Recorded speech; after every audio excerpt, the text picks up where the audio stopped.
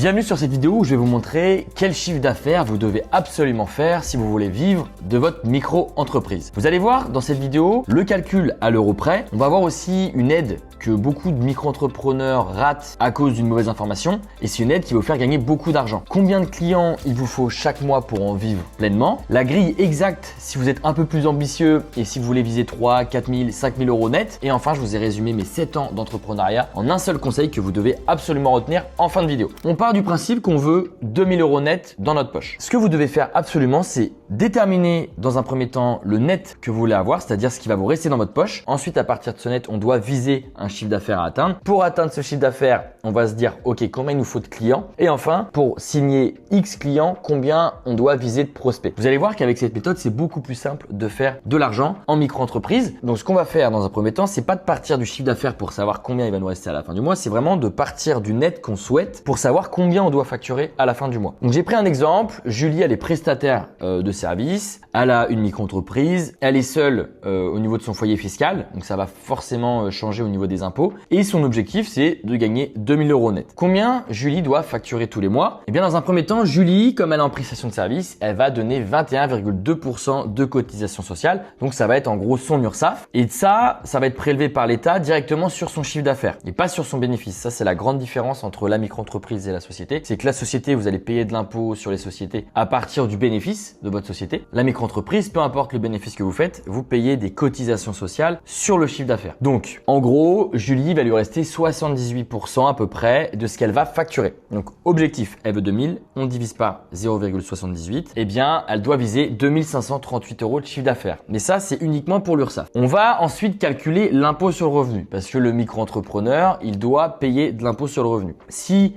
on ramène tout ça à l'année, Julie va faire à peu près 3700 euros de chiffre d'affaires. On a un abattement en prestation de service quand on est micro-entrepreneur au niveau de l'impôt. Ça veut dire que sur les 31 000 euros de chiffre d'affaires annuel, on va pas payer des impôts sur les 31 000 de chiffre d'affaires, on va payer de l'impôt sur les 50% des 31 000. Donc en gros, seulement 15 850 euros vont être imposables. Je vous épargne les calculs, mais en gros, Julie va donner à peu près 400 euros d'impôt sur le revenu. Ça revient à 34 euros par mois. Donc ça va. Ensuite, il y a la CFE. La CFE, c'est une taxe foncière. Alors pas de panique, la première année, vous êtes exonéré, donc 0 euros. Et vous êtes aussi exonéré si vous faites 5 000 euros de chiffre d'affaires annuel. Donc là, c'est pas le cas parce que Julie, c'est la deuxième année de sa micro-entreprise. Donc, elle va payer entre 250 à 600 euros de CFE. La CFE, ça varie en fonction de votre chiffre d'affaires, mais surtout du taux de CFE de votre ville. Donc, la commune sur laquelle votre micro-entreprise est domiciliée. Donc, on va retenir 550 euros pour Julie. Donc, ça fait à peu près 46 euros par mois de taxes foncières pour Julie. Donc, le chiffre exact pour Julie, c'est 2640 euros qu'elle doit facturer. Donc, elle doit faire au minimum ce chiffre d'affaires-là pour gagner 2000 euros net dans sa poche. Donc, vous avez vu, on se rapproche quand même vachement d'un salarié quand on est micro-entrepreneur parce qu'on a notre brut et notre net. En gros, c'est un peu le même principe pour la micro-entreprise. Maintenant, il y a l'ACRE. L'ACRE, c'est l'aide à la création d'entreprise. Ça vous permet de faire beaucoup plus de bénéfices la première année d'activité. C'est une aide de l'État qui vous permet en gros de réduire vos cotisations sociales la première année. Donc là, on a vu tout à l'heure que Julie, elle devait être prélevée de 21,2% à partir de son chiffre d'affaires. Et bien là, avec l'ACRE, on a une exonération de 25%. Donc c'est 25% en gros de réduction sur les 21,2% de cotisations sociales. Donc en gros, Julie, la première année, tous les mois, elle va devoir être prélevée de 15,9% de son chiffre d'affaires. Donc, elle va faire beaucoup plus de bénéfices. Du coup, ça va changer pour Julie. Elle va faire 1680 euros d'économie sur sa première année parce que justement, elle a la demande d'ACRE. Donc, du coup, ça va baisser le chiffre d'affaires qu'elle doit viser. Et au lieu de viser 2640 euros pour toucher 2000 euros net, Julie doit viser seulement 2470 euros de chiffre d'affaires pour toucher 2000 euros net. Maintenant,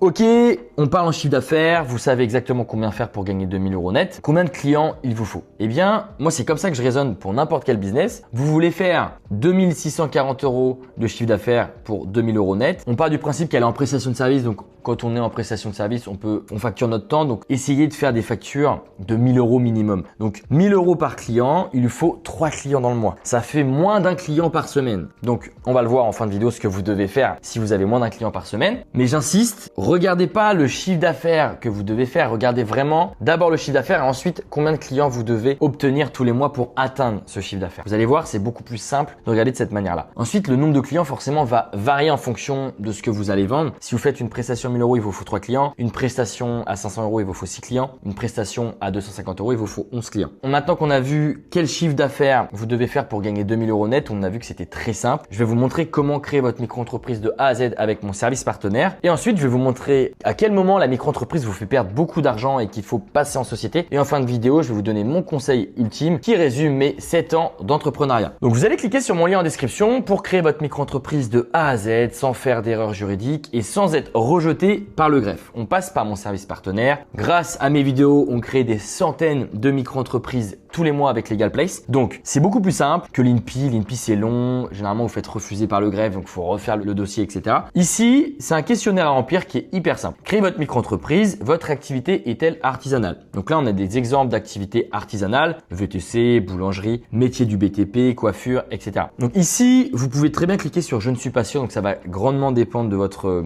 activité, ce que vous voulez vendre. Donc mettez « Je ne suis pas sûr » pour le moment. Quand souhaitez-vous démarrer votre activité? Dès que possible. Avez-vous déjà été auto-entrepreneur? Non. Ici, on nous rappelle l'intérêt de créer une SASU. Alors, j'ai fait plein de vidéos pour vous montrer les avantages de la SASU. La SASU, elle est top quand vous commencez déjà à gagner de l'argent. Vous prenez pas trop la tête avec les sociétés pour le moment. Faites une micro-entreprise, c'est beaucoup plus simple, beaucoup plus rapide. C'est beaucoup moins lourd d'un point de vue administratif. Donc, créez une micro-entreprise, mais vous pouvez très bien créer une SASU, surtout si vous voulez toucher votre chômage à 100%. Créez une micro-entreprise où sera fixé le siège social de la micro-entreprise. La plupart des entrepreneurs qui regardent mes vidéos domicilient leur micro-entreprise à Paris, donc chez Legal Place. En gros, l'adresse postale de votre micro-entreprise, ça sera celle-ci. Le courrier ira là-bas. Legal Place va scanner votre courrier et vous le renvoie ensuite par mail. Et en gros, les avantages d'héberger la micro-entreprise directement chez Legal Place, c'est que si vous êtes amené à déménager, pas besoin de changer l'adresse postale de votre micro-entreprise. Une personne ne peut connaître l'adresse postale de votre domicile personnel parce que ce qu'il faut savoir, c'est quand vous mettez votre micro-entreprise directement chez vous, on tape votre prénom, votre nom, on retrouve votre micro-entreprise et on retrouve votre adresse. Donc autant que votre micro-entreprise ait l'adresse postale de Legal Place, comme ça personne ne peut connaître votre adresse. C'est pas obligatoire, vous pouvez très bien mettre à votre adresse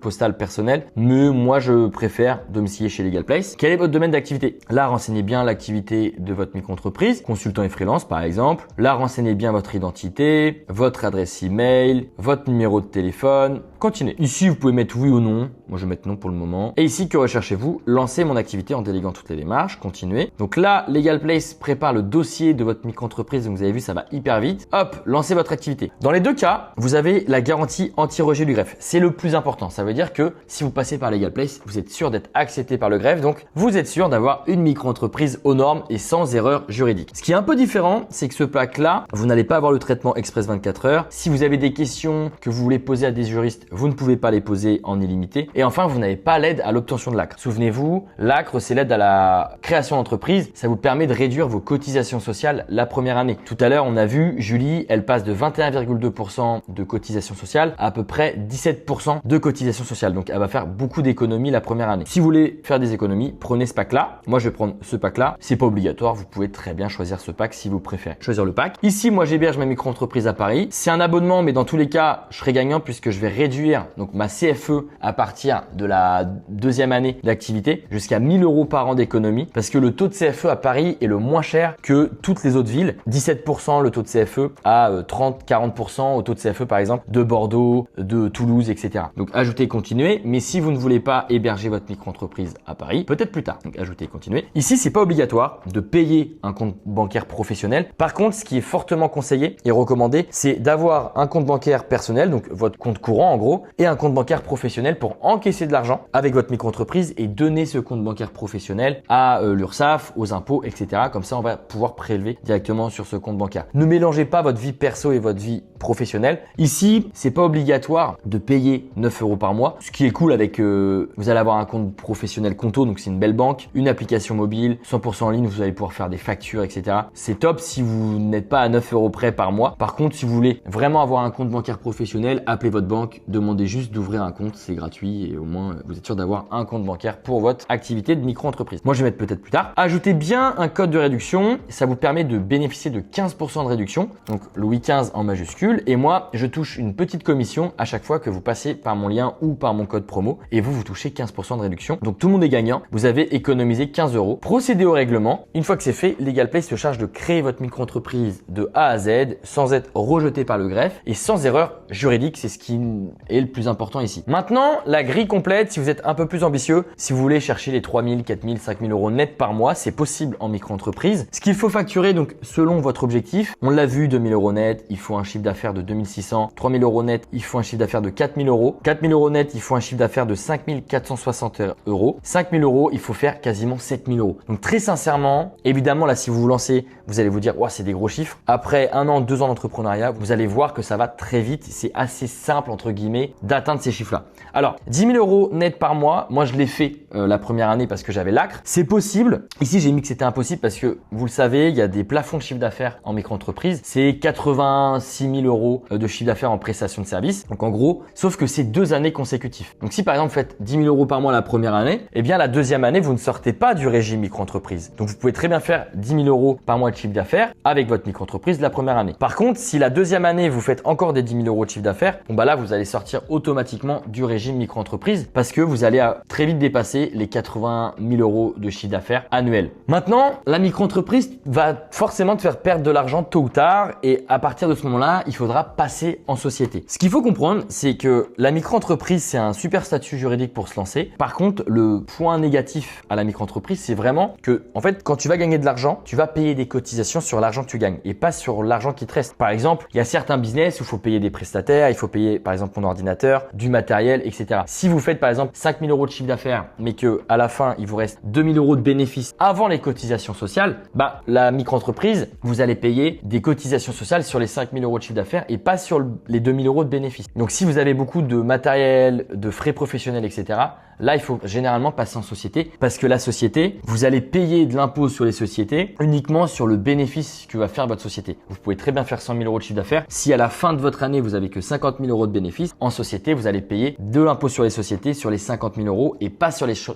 000 euros de chiffre d'affaires. Donc, on l'a vu tout à l'heure, en prestation de service, pour Julie, il y a 50% d'abattement au niveau de l'impôt sur le revenu. Donc, si par exemple, vous faites 10 000 euros de chiffre d'affaires, vous êtes en prestation de service comme Julie, vous avez 50% d'abattement. Donc, l'État ne va pas venir prélever de l'impôt sur le revenu sur les 10 000 euros de chiffre d'affaires, ça sera sur les 5 000 euros. Si par exemple sur les 10 000 euros de chiffre d'affaires, vous faites 6 000 euros, vous avez 6 000 euros de frais professionnels parce que vous payez des prestataires, des monteurs vidéo, du matériel, etc. Et bien là, il faut passer en société parce que ça veut dire que vous avez beaucoup plus de frais professionnels que l'abattement que propose l'État. Par contre, si vous avez des frais professionnels qui sont en dessous des 50% de votre chiffre d'affaires, bon bah là, très sincèrement, la micro-entreprise au début, elle est top. Et enfin, le conseil qui résume mes 7 ans d'entrepreneuriat, vraiment, j'insiste, retenez-le bien, c'est que c'est pas le meilleur produit ni le meilleur service qui gagne, c'est toujours le service ou le produit le plus visible. Je pense que quand on est à son compte, on est toujours un peu énervé de voir des concurrents qui font 10 fois plus d'argent et on se dit toujours putain mais il est moins bon que moi et il gagne beaucoup plus. Parce que ce concurrent-là a compris une chose, il était meilleur que vous en marketing. Vous devez être vu par le plus de personnes possible, c'est-à-dire des prospects potentiels. Si toi tu es vu par 10 prospects potentiels et que tu as la meilleure offre, tu fais du meilleur taf que ton concurrent qui est vu par 1000 prospects potentiels, il va gagner 10 fois plus que toi. C'est mathématique. Je sais que c'est un peu ingrat, mais en 2026, c'est pas votre offre qui gagne, c'est votre visibilité. Et là où c'est génial, c'est que si vous avez un combo, la meilleure offre plus vous êtes le plus visible, vous allez vous en mettre plein les poches. Donc 80% de votre temps, vous devez le passer à créer du contenu et à prospecter, rien d'autre. Le reste du temps, c'est de vendre, donc du coup servir vos clients, leur apporter le meilleur produit ou le meilleur service. Mais ensuite, c'est vraiment créer un maximum de contenu. Ne vous posez pas la question, est-ce que je fais un contenu par jour de contenu? Vous en faites le plus possible. Votre job, c'est d'être le plus connu possible en face évidemment de la bonne cible. Moi, ce qui s'est passé sur mes chiffres, c'est que je voulais faire beaucoup plus d'argent. Et bien, qu'est-ce que j'ai fait? J'ai pas changé d'offre, j'ai juste bombardé au niveau de la création de contenu. J'ai produit 10 fois plus. Je suis entre 7 à 10 TikTok par jour. Ça veut pas dire qu'il faut être à ce rythme-là, mais au début, poster un maximum. Ensuite, je fais énormément de vidéos YouTube, j'ai d'autres chaînes YouTube. Donc vraiment, je